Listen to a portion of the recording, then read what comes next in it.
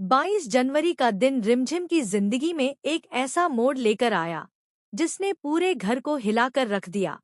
क्योंकि जिस वक्त पूरा परिवार पृथ्वी सा की सकुशल वापसी के लिए पूजा की तैयारी में जुटा हुआ था, उसी वक्त रिमझिम ने एक ऐसा फैसला ले लिया जिसने सबको चौंका दिया। घर में दिए जल रहे थे, मंत्रों की गूंज थी, माँ की आंखों में उम्मीद और डर दोनों थे, लेकिन रिमझिम वहां मौजूद नहीं थी। सब सोच रहे थे कि आखिर रिमझिम गई कहाँ? क्या वह भी पृथ्वी सा की सलामती के लिए पूजा में शामिल होगी या फिर कोई अनहोनी हो गई है? तभी धीरे धीरे सच्चाई सामने आती है कि रिमझिम ने इस पूजा को छोड़कर अपने जीवन की सबसे बड़ी परीक्षा देने का फैसला किया है।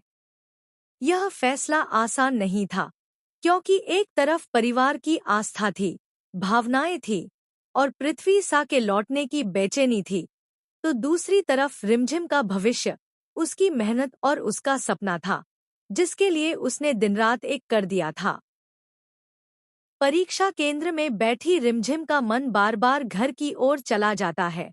उसे डर भी लगता है कि कहीं उसका यह फैसला परिवार को ठेस न पहुंचा दे, लेकिन उसी पल उसे एहसास होता है कि अगर आज वह अपने कर्तव्य से पीछे हट गई, तो पूरी जिंदगी खुद को माफ नहीं कर पाएगी। उधर घर में रिमझिम की गैरमौजूदगी अब सवाल बन चुकी है। कुछ लोग इसे उसकी जिद समझते हैं, तो कुछ इसे उसकी मजबूरी, लेकिन कोई नहीं जानता कि रिमझिम अंदर ही अंदर कितनी बड़ी लड़ाई लड़ रही है। परीक्षा हॉल में हर सवाल के साथ उसकी आंखों के सामने पृथ्वी सा का चेहरा आता है। उसकी दुआएं निकलती हैं और कलम चलते चलते भी दिल भगवान से यही प्रार्थना करता है कि पृथ्वी सा सुरक्षित लौट आए। जैसे जैसे समय बीतता है, पूजा अपने अंत की ओर बढ़ती है और परीक्षा अपनी निर्णायक घड़ी में पहुंच जाती है।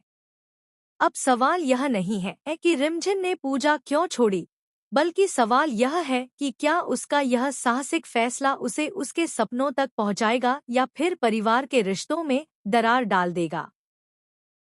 क्या पृथ्वी सा की वापसी रिमझिम के इस फैसले को सही ठहराएगी या उसे अपने ही घर में सवालों का सामना करना पड़ेगा?